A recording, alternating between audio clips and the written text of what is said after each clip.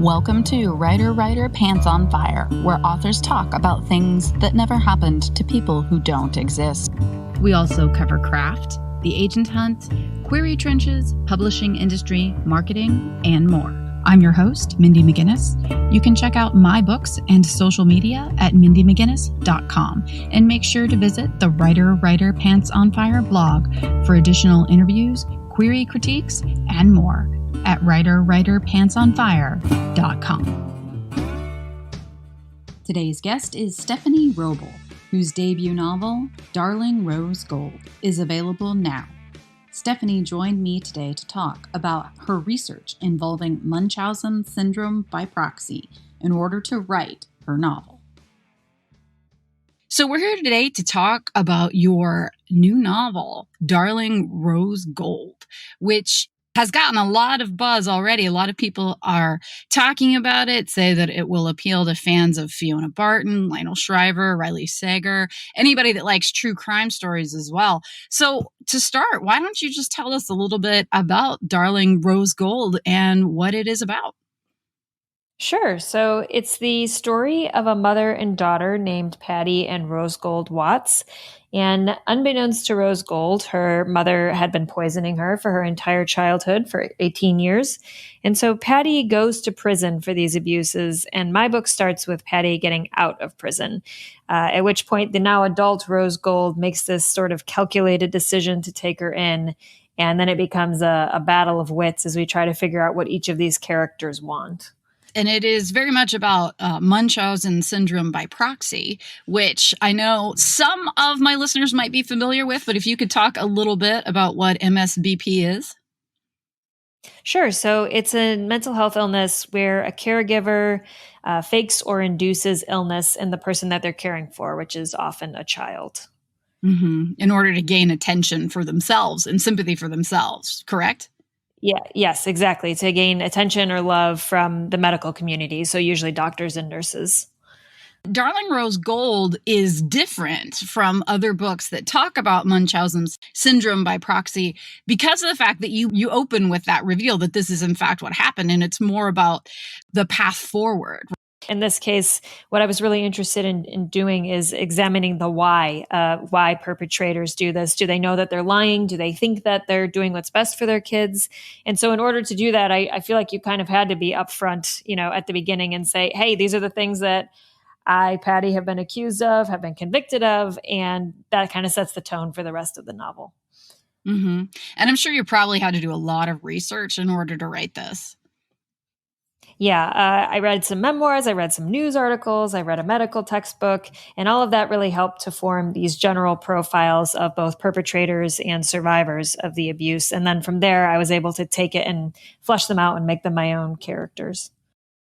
And this is also told in alternating viewpoints. So I think that is particularly, challenging as a writer because as a writer, you have to create sympathy for your characters on some level. Even if it isn't this complete, yes, I'm on your side, you at least have to create, okay, I understand why you did this, whether I agree with it or not.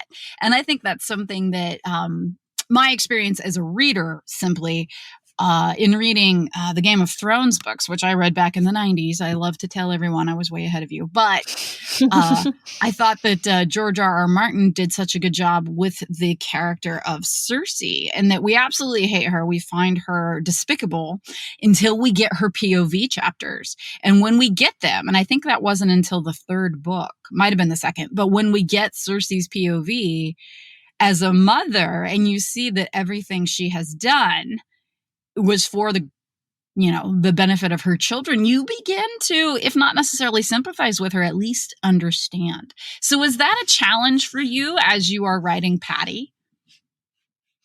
I think, yeah, that's a really good parallel example. I am also a huge Game of Thrones fan. And yes, you got there before me, but I agree. You see some relatable sides of her in the show, but certainly not as much as you do in the books. Of course, there's much more room for character development in those giant bricks of books that they are.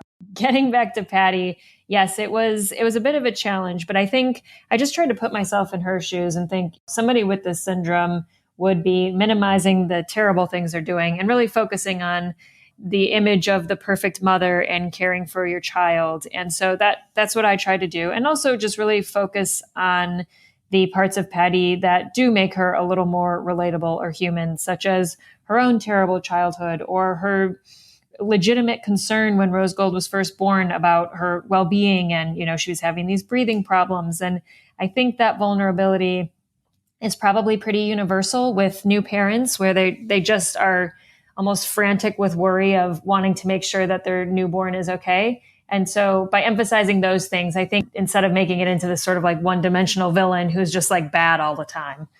Motherhood is so complicated. It's complicated on so many levels. And we see, of course, today with everything that's going on with the coronavirus, we see people behaving badly in many cases. And I try not to get caught up in media cycles, but, a lot of people are posting about people that are hoarding or people that are overbuying toilet paper for one thing, but other things as well. The first thing on my mind is, I wonder how many of them are mothers that are panicking and are just they're literally going like, Nature Channel, I'm hoarding for mine and my own and my nest. Comes out in a different action, but it is a primal urge and just this sort of maternal instinct to protect your young at like whatever cost.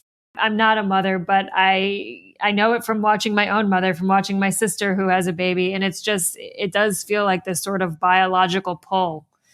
Yeah, absolutely. Well, and that's what I always tell people. In one of my first novel, it actually takes place during an apocalyptic situation. And the mother character in that story is very primal and more or less like shuts down her household and is teaching her daughter how to use a sniper rifle and protect their water source.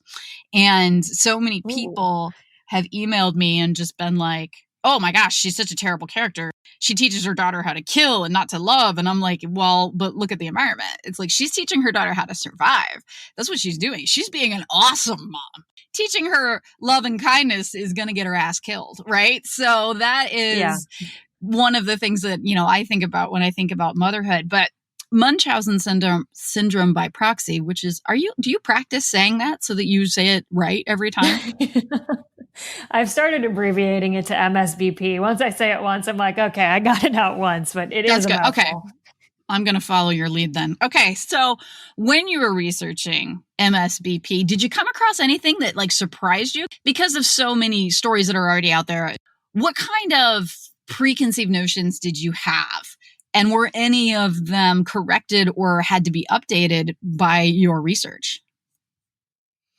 Yeah, so I didn't know a ton going in, but my friend who's an elementary school psychologist was the one who introduced me to the syndrome. And I think my biggest surprise was that it's usually women and often mothers who have this illness. I mean, I knew that it was frequent in parents, but I definitely didn't realize that it was almost always women. That really intrigued me, not only because of the mother-child bond that we've been talking about, but also, when we think of violent abuse, like it's, women are not usually typically the ones committing the majority of it. And so that really made me want to dig in and find out, what's happening with these women, that they're doing something that's so outside of normalcy. And you mentioned, too, that Patty in the book has a history of suffering abuse herself. So did you find in your research that tends to be something that crops up, that the mothers that are victimizing their children suffered some sort of abuse themselves? Is that typical? Yes, that's almost universally true from the research that I've done. It's either some sort of abuse or really severe neglect. Almost all of these perpetrators have that. You said that a friend of yours introduced you to the concept. When you were working on this novel, did you write at the same time that you were researching, or did you research first and then dive into the fictional aspect? No, I really did all of the research first because I just felt like I needed to do a deep dive into who the perpetrators and victims are. I feel like doing the fictional character development was hard enough. So I think like doing the more clinical research aspects of it would have been hard to do at the same time while developing the characters. And did you yourself, as a writer, have trouble sympathizing with Patty, or is it easier once you had done the research? I think it was easier once I'd done the research. And I think, like I said, just kind of minimizing the bad parts and not really focusing on that. The abuse is not really on the page. It's sort of just summarized what's happened in the past.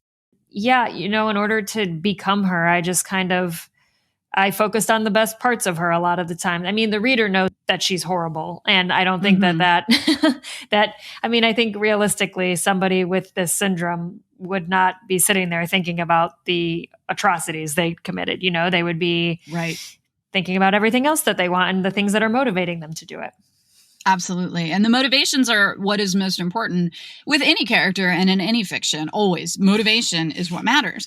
But at the same time, when your motivation is going to result in harming someone else, that is a trick as a writer to create that sympathy and a reader connect for someone. So hats off to you. That's a tough one. Coming up, how being a copywriter and having an MFA helped Stephanie transition into the publishing world. This episode of Writer Pants on Fire is brought to you by Canvas People. Here's a question. What do you do with all your photos? We all have a ton. If you're like me, most of them are with exes or possibly dead pets. But there are some keepers, like my graduation from college, surrounded by lifelong friends. For those favorite photos, you've got to check out Canvas People. Canvas People print your favorite photos on canvas for really unique, beautiful prints. Great for decor, the prints are like pieces of art.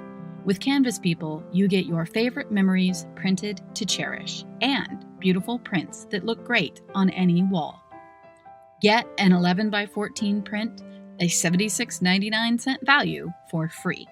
All you pay is the shipping and handling. Get your own 11 by 14 Canvas People print. Just visit canvaspeople.com. Upload your photo and enter the special code FIRE. This is a special limited offer for today's listeners, so go to canvaspeople.com today and use code FIRE for your free print. You're a former advertising copywriter, so I know that is very different from writing fiction. So could you talk a little bit for listeners that don't know, what is advertising copywriting? Sure. So anytime you see a TV spot or hear a radio ad, somebody had to write those. And so that's what copywriters in advertising do. There's also print ads and billboards and all the digital stuff you see online. Copywriters do all of that stuff. And so it was very different, but it was also really good training for fiction writing because, you are coming up with sort of fictional worlds and writing scripts and those kinds of things. And it really teaches you the art of concision and getting rid of extraneous copy and dialogue and all of that stuff. So I like to think that it actually prepared me well for this field. Mm-hmm. And did it also prepare you just in a marketing sense? You have your marketing chops now, right? It's like you already know how to market in a sense. I know that a lot of fiction writers come into that area of publishing really not knowing what's up and really stumbling in that arena. So have you found that it's helpful to you in that way?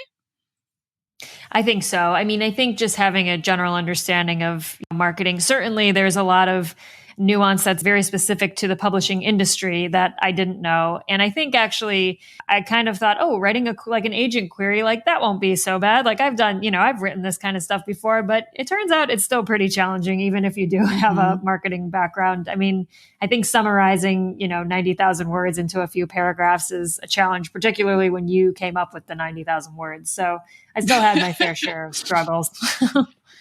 Oh, definitely. That query letter. And that's what I'm always trying to tell people, because often, and I'm sure that you experience this too, people ask, how do you go about getting published? How do I get published? And I'm like, well, it depends, of course, on what route you want to go. But when you want to be published by a traditional publisher, you have to start with a query letter. And I usually say what you have to do is write a letter that's about 300 words long and make your book sound like the most interesting story that's ever been told and yourself sound like the most fascinating person that ever existed. And you have 300 words. And usually they're just like, oh, And then they're like, I thought you just like mailed the book to the publisher and they printed it. And I'm like, no, that's not quite right. Wouldn't that be nice though? Oh, maybe not, because I have some pretty bad books that I had faith in 10, 15 years ago that I might have just ripped right off. And there would be some pretty bad stuff circulating with my name on it. So I don't know. Perhaps I was saved by the walls that were put up to prevent me from printing really bad fiction. Yeah, that's a good point. I think, with the query letter, it is a daunting exercise to do, but there's so much stuff online now. I liked Query Shark a lot. I don't know if you're familiar with it, but this agent, Janet Reed, who's been doing this blog for like decades now. And I just found those archives so helpful. And just starting to practice and writing your query letter like long before you actually want to send it. A lot of what I discovered as I was going through the Query Shark archives were people saying they, read half the blog in one night and the other half the second night. And like now they're ready to write the letter and send it off. And it's like, I just kind of treated it as another writing project. And I slowly shaped it over the course of, 4 or 5 months. Yeah. And, once you know what the premise of your book is, I think you can start practicing your query letter. Yeah, absolutely. And practicing is correct. That's the right word to use there, by all means. I was querying for 10 years, and that's because I wasn't doing it right. And I was just, doing like you said, I was just crash coursing and ripping something off because as a student in high school, I could get away with that, right? I could get away with cramming and regurgitating and, get straight A's and just kind of sail through. It doesn't work that way when you're moving into the adult world. There's a real craft and a particular craft to writing a query letter. And I tripped myself up. It's hard enough anyway. And then I tripped myself up by going in guns blazing and, ripping off some really terrible query letters. Just being overconfident. But I mean, that's the thing about being a writer. You can't go into it saying, and I'm going to fail. Yeah. I mean, you have to have some sort of like delusional level of hope in order to even try at this thing. So. And I think, when you're talking about writing like a 300-word email, it doesn't seem like it should take that long, given that you've presumably just finished writing, again, 80 or 90,000 words. But I do think sometimes that can be just as hard as, writing the last page or the middle of your book or whatever. So I think it does require a lot of thought and examination, which is the last thing you want to do when you're also writing a book, but it's a really important step. Absolutely.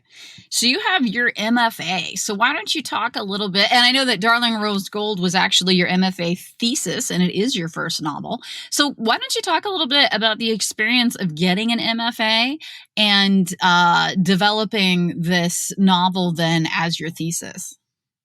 Sure. So I was between jobs, between freelance jobs for quite a period of time in advertising. And I kind of felt like, well, I don't have anything to lose right now. So I might as well finally give writing a novel a try. And for me personally, I'm a super structured and organized thinker. I've always done well with a plan. And so I thought an MFA program would be a good way to expedite my learning of the craft.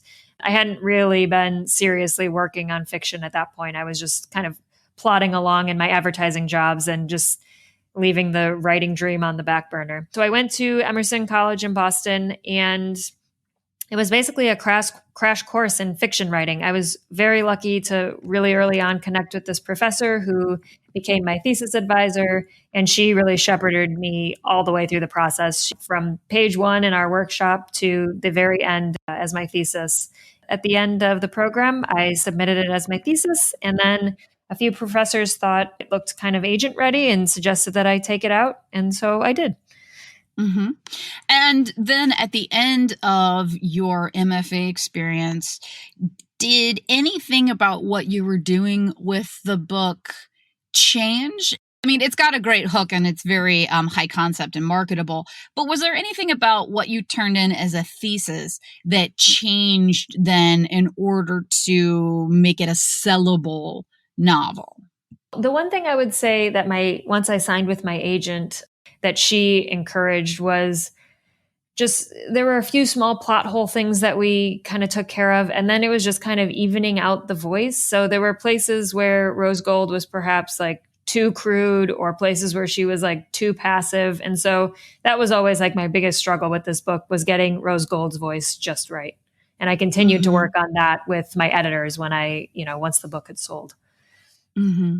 And did you find that it changed much from your editors as opposed to your professor's feedback then from your MFA program? The professors had a lot more work to do because they were dealing with a much less polished document.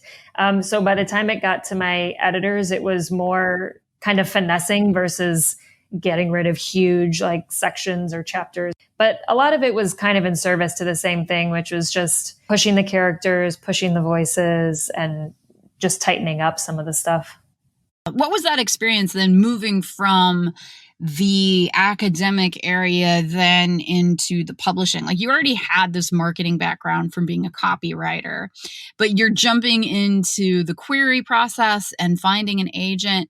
What was that transition like, going from the academic realm then moving into the publishing world? I think actually it wasn't too rough of a transition because my background is closer to the publishing world than it is to the academic realm. I mean, I did my MFA program kind of late, so I hadn't been a student, like I hadn't been in college in, 10 years or something. And so I was pretty primed by the time I was finished with school. I think it was actually more of an adjustment when I started the MFA versus when I came out of it. I had to kind of reframe being a student and being in academia. And so the concept of selling, and especially like you said, with the marketing advertising background, it was just a matter for me of finding the tools and finding out what I needed to do in order to get an agent and to get a publishing deal, and then just kind of executing on that.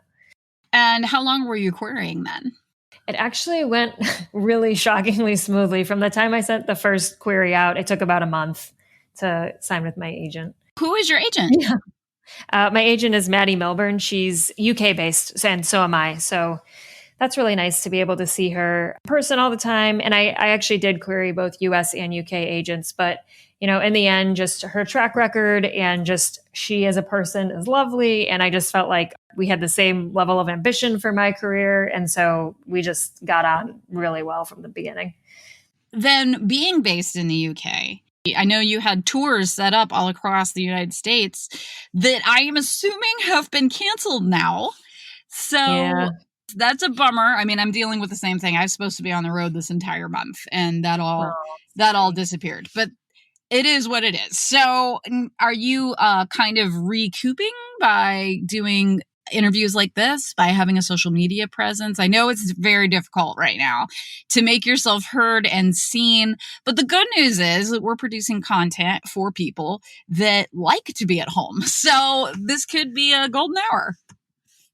Yeah, it's really interesting. I mean, it's obviously unprecedented. So who knows like what will come of it and how it'll turn out. I mean, it would be amazing if all of these cancellations at least resulted in, because people are at home, they're reading more books, but that remains to be seen. My team and I are still sort of pivoting and figuring out, do we do more virtual events? Do we do stuff on Instagram or Facebook, or, what can we do where? And we're kind of like right in the middle of figuring that out. I mean, my book just came out yesterday. And so the tour, I think I found out, early this week or maybe late last week that the tour was being canceled.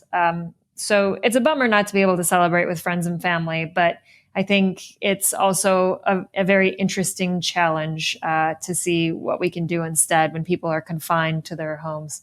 In the past, few years, audiobooks having exploded, and people, of course, if they're stuck in their homes, they can still download books. So we still have a line on our public, and as long as the internet stays up, I think we'll be okay.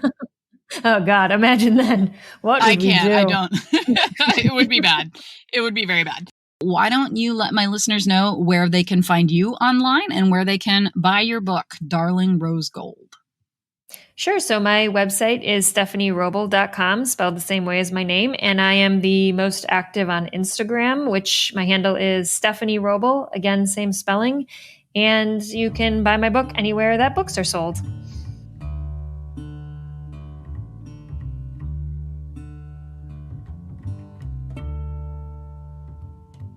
Writer, Pants on Fire is produced by Mindy McGinnis. Music by Jack Corbel. Don't forget to check out the blog for additional interviews, writing advice, and publication tips at writerpantsonfire.com. If the blog or podcast have been helpful to you, or if you just enjoy listening, please consider donating.